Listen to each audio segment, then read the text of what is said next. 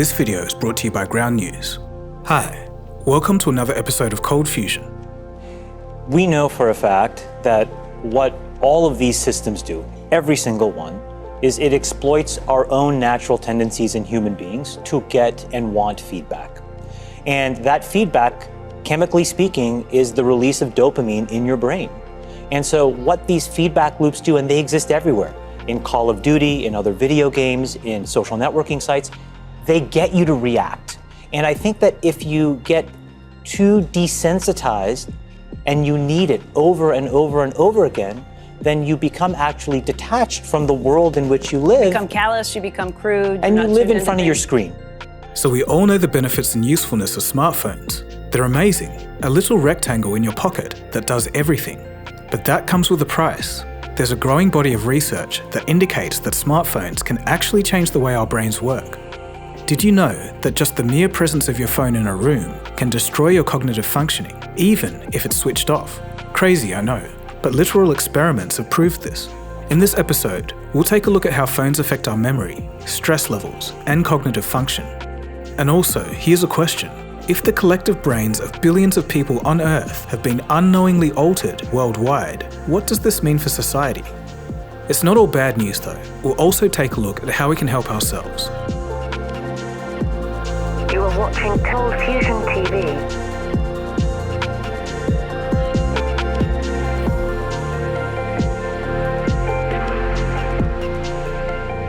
In 2007, amidst the chaos of the financial crisis, the first iPhone was launched. And we are calling it iPhone. Computer giant Apple says it's reinvented the phone, marrying a mobile with an iPod, giving birth to the iPhone. An iPod, a cell phone, and a portable internet all in a little lightweight package. The big attraction here right now is encased in a plastic tube back there, surrounded by an admiring crowd. It's a sleek aluminum and stainless steel creation. A cell phone doesn't have any buttons, just a touch screen. It only had 16 apps and that was it. No app store, nothing else. It was relatively simple by today's standards. Suddenly, buttons were replaced with a large responsive touchscreen interface. People could now swipe, tap, scroll, zoom, and browse the web more efficiently than they could on a desktop. At the time, such features were unheard of.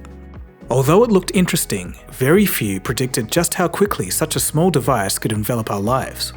With each passing year, the phones got faster, the features grew, and the software exponentially improved. Apps became useful, but then came the algorithms and feeds, and before we knew it, most of us had entered a 2D virtual reality, a completely separate reality and view of the world, but through a screen. This was powered by algorithms designed to keep your attention, and apps designed to trigger the dopamine responses in your brain. It sounds like a sci-fi film when put that way, but we all know this story by now. It was one of the main themes of the Netflix show, The Social Dilemma, a hallmark look into how algorithms rule our lives. And the people that made those algorithms knew what they were doing.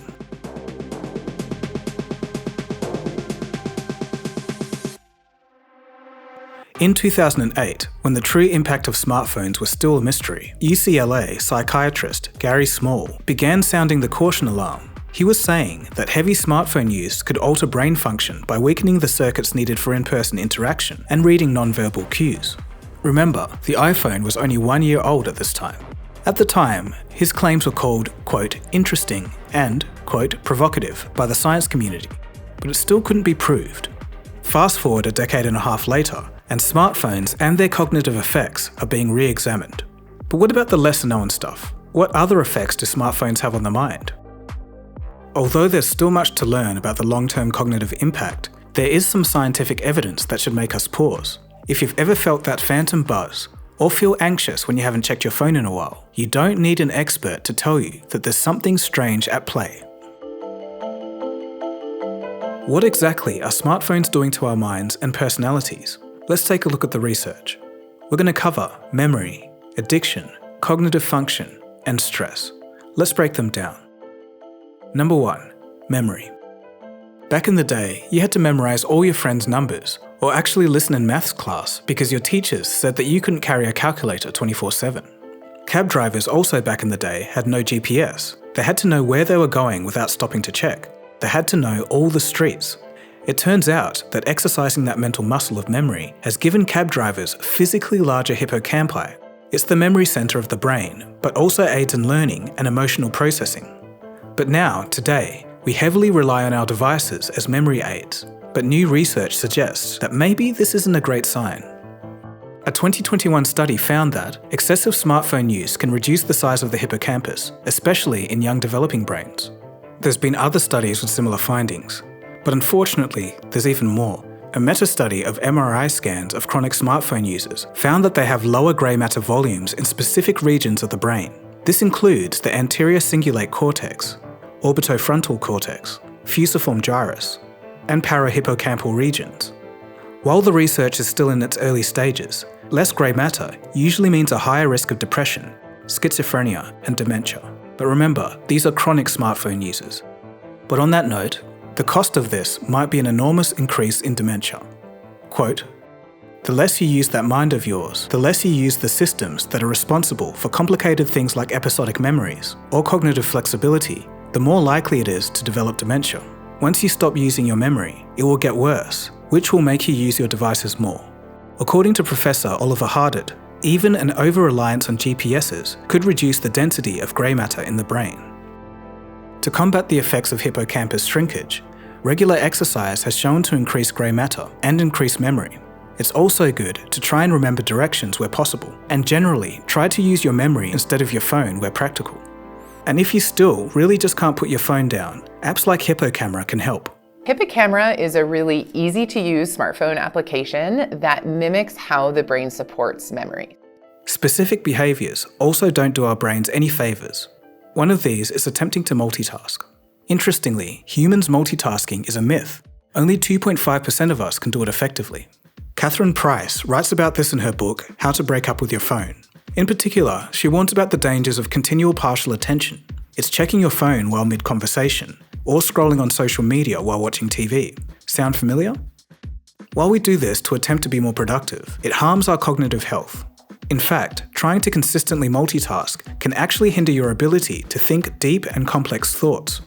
It also can create a false sense of urgency, which prevents our brain's ability to transfer information into long-term storage. And from here, it becomes harder to accumulate memories. In summary, every minute distracted by your phone is a lost minute in the here and now. This can leave behind a trail of forgotten experiences and damage the ability to formulate deep and complex thoughts and long-term memories. Moving on to number 2, addiction. Now, this detrimental effect is more commonly known, but did you know that nomophobia is the real fear of being away from one's phone? For heavy users, a study by Dr. Larry Rosson, the author of The Distracted Mind, revealed what a lack of smartphone access can do. Participants in the experiment were strapped to sweat and heat monitors as they read a passage. Their phones were out of reach, but they could hear text notifications flooding in. The result was a spike in anxiety and a drop in reading comprehension. And this will affect more people as we're all using our smartphones more. Between 2019 and 2023, average mobile screen time shot up by 23%, from 2 hours and 56 minutes to 3 hours and 46 minutes. The average user now checks their phones 96 times per day. Research from a peer-reviewed medical journal, Psychiatry Research Neuroimaging, confirms that excessive smartphone use presents itself a lot like addiction, weakening vital brain networks that control things like paying attention and stopping impulses. This leads to withdrawal symptoms and continued use despite negative consequences. There's a silent epidemic that we're neglecting. One can imagine the impact, albeit to varying degrees, on the 6.84 billion smartphone users worldwide. When you factor in the amount of developing brains that are using the devices, what will be the end result? As smartphone use increases each year, even the smartphone's creators are questioning the monster that they've unleashed. Tony Fadell, who worked on the original iPhone team, says, quote, "I wake up in cold sweats every so often thinking, what did we bring to the world? Did we really bring a nuclear bomb with information that can, like we see with fake news, blow up people's brains and reprogram them?" End quote. As a side, I've done a full episode on the story of the people who created the iPhone if you're interested. But zooming out, we can't blame the phone manufacturers. If you've watched The Social Dilemma, you would have seen former tech employees expressing a sense of regret regarding the designs of social media apps. We are increasingly glued to our phones. Just look at this 30 seconds we filmed outside Oxford Circus earlier today. All the white flashes are the phones people are on. So we've left them in that room. We've said we've left a camera on record to film them getting on. And now we're just going to leave them there and see how many times they look at their phone. Harry, you got your phone out after 3 minutes. Is that a surprise to you? It is a surprise to me, actually, because I didn't think I used technology that often. I didn't think I was that dependent on it. I'm surprised I lasted 4 minutes. The role of addictive design in social media has been well documented. Casino-like features like pull to refresh mimic slot machines and exploit the pleasure of anticipating rewards. And interestingly, this can trigger larger dopamine spikes than the rewards themselves. There's also infinite scrolling and autoplay to lull a user into mindless behaviour. But a silver lining is that since 2018, Apple and Google have built digital wellbeing features into their phones to prevent overuse. So the tools are there, people just have to use them. Number 3. Cognitive function. A 2022 study found that our reading comprehension declines when we read from a screen, even if the text is exactly the same as it is on paper. The chart you see now shows reading comprehension scores. The red is reading from paper, while the blue is reading from a phone. In addition, as mentioned at the top of this episode, the mere presence of your smartphone in the same room lowers your ability to focus, remember, and solve problems. The phone doesn't even have to be switched on. Researchers at the University of Chicago call this brain drain. It happens because the human brain has a limited capacity to process information, meaning we have to prioritize what we want to focus on. When your phone is nearby, it competes for cognitive resources, and your brain must work extra hard to resist its temptation. This sabotages your concentration on other tasks. So let's look at the experiment. It's remarkable. Quote, the researchers asked participants to either put their phones next to them so they were visible, like on a desk, nearby and out of sight, like in a bag or pocket, or in another room. Participants then completed a series of tasks to test their abilities to process and remember information, their problem solving, and their focus. They were found to perform far better when their phones were in another room instead of nearby, whether visible, powered on, or not. That held true even though most of the participants claimed not to be consciously thinking about their devices. End quote. So it's an effect that happens even though we don't notice it. Quite fascinating. And finally, number 4, stress. Smartphones aren't just changing our behaviour, they're affecting human biology, and the health risks can get pretty serious. Endocrinologist Robert Lustig warns that smartphone notifications have turned us all into Pavlov's dogs, training our brains to be in a constant state of fear and stress. Here's how it happens. 1. Neurons in the prefrontal cortex are altered after exposure to a flood of neurotransmitters. One common trigger of neurotransmitters to flood the brain is the anticipation of rewards, like the UI on Instagram. 2. This can cause our prefrontal cortex, the brain's decision-making hub and emotional control center, to go completely haywire and even shut down. And 3. When the prefrontal cortex shuts down, the amygdala, responsible for emotional regulation, takes over, inducing stress and panic. When our prefrontal cortex is overworked in this state, one's self-control can take a hit. Then to add to the pile, there's the information that we receive from social media. From doom scrolling to the creation of young hypochondriacs on TikTok, self-diagnosing themselves into oblivion. The answer is yes, you have trauma. Procrastination is actually a short-term coping tool to avoid feeling anxiety or dread. A popular type of video on TikTok is 5 things you might not realise were a mental disorder, and it's really generic things like biting your nails or fidgeting or being a people pleaser. I just need to take an anxiety nap. Can you wake me up in like 30 minutes? I'm like not well. In a lot of this discussion, the problem isn't with the smartphones themselves, but social media use. And this was solidified by a 2023 global study of over 50,000 participants. But we have to stay level-headed. There's research to suggest that about 30 minutes of daily social media is actually beneficial, but going past about an hour can be detrimental. One of the most impactful outcomes of smartphones has been the way we consume daily news. For example, when OpenAI released GPT-4o last week, it might surprise you how different media covered the story in different ways. Take, for example, this story on the recent OpenAI Reddit content deal. The story was reported on by 55 news outlets. This left-leaning headline from Business Insider frames the story as one regarding big data concerns. A right-leaning outlet focuses on the political orientation of Reddit users, as well as the monetary size of the deal. So when someone's scrolling through a news feed that's tailor-made for them, with news articles that confirm their bias, they're unlikely to see the other side of the story outside of their bubble. And this is what the algorithms of today have created. So it's important to get the whole picture, and that's where today's sponsor, Ground News, comes in. Ground News is a website and app developed by a former NASA engineer who was on a mission to give readers an easy, data-driven, objective way to read the news. Every story comes with a quick visual breakdown of political bias, factuality, and the ownership of the source's reporting, all backed by ratings from 3 independent news monitoring organizations. For example, let's go back to that story on the OpenAI Reddit deal. On Ground News, everything is organized to make it easy for you to see all the details. Their bias distribution shows you the political bias of the reporting outlets. Below, you can see the factuality information, as well as the ownership information. For this story, 31% of reporting outlets are owned by media conglomerates. I especially like the Blink feed, which highlights stories that are heavily covered by one side of the political spectrum. It's important to utilize critical thinking and break out of online echo chambers. If we know where these views are coming from, we're probably going to be better equipped to engage in constructive dialogue to those who hold different views. Ground News is a fantastic tool for sifting through the daily misinformation and bias. They provide all the tools you need to be a critical thinker. Today, I'm offering 40% off their Vantage subscription, and this provides unlimited access of all their amazing features. So subscribe today by going to ground.news/ColdFusion or click the link in the video description to get started. Thank you. Now back to the video. So what happens when people break away from smartphones completely? Well, fortunately, we have a slew of examples from those who were heavy smartphone users and decided to ditch them for a dumb phone. The way they describe their experiences is pretty interesting. Let's take a quick look at some testimonials.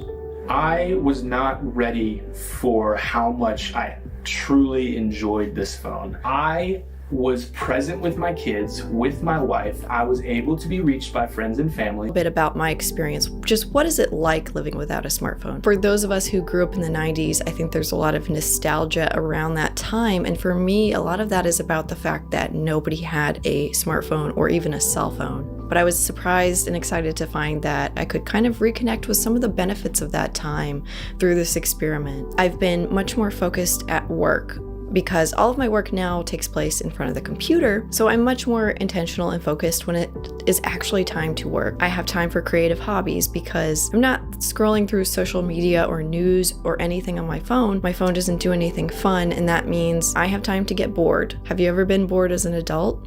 I don't think I had until this experiment, but boredom equals creativity. But then there were others, and this group wasn't quite as sold on the dumb phone idea and quickly found themselves reverting back to a smartphone. All right, so I'm nearly finished with this 30-day experiment, and if I'm being completely honest, I cannot wait to get back to a smartphone. I entered this experiment really wanting it to work, really wanting to find a phone that would give me all the tools I needed while removing the headaches my smartphone causes. But unfortunately, I don't know if I'm ready to make the switch full time. Not having a camera, the spotty directions, and the clunky typing are the biggest deal breakers for me. This is the phone that you could literally only call with, which is great if that's all I needed.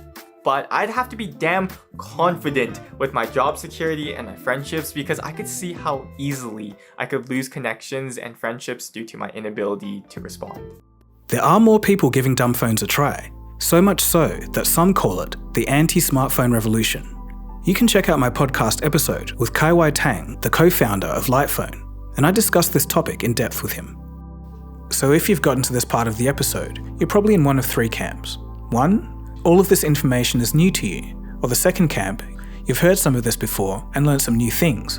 Or, even if you're one of those who have heard all of this before, I think it's important to remind ourselves.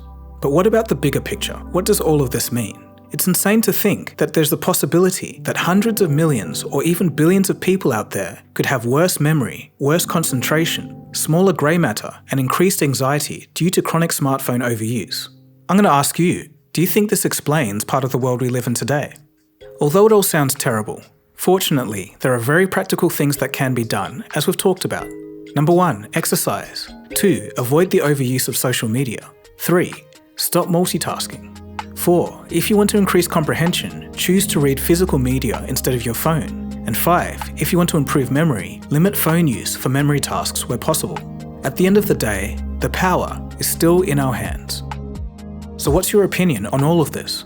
Did this speak to you? Do you think you use your smartphone too much? Or do you think you've got everything under control? I'd love to hear from you in the comments. So anyway, that is how your smartphone is rewiring your brain. Thanks for watching, hope you learned something from it. If this is your first time watching, feel free to subscribe. There's plenty of interesting stuff on science, technology and business. My name is Dagogo and you've been watching ColdFusion, and I'll catch you again soon for the next episode. Cheers guys, have a good one.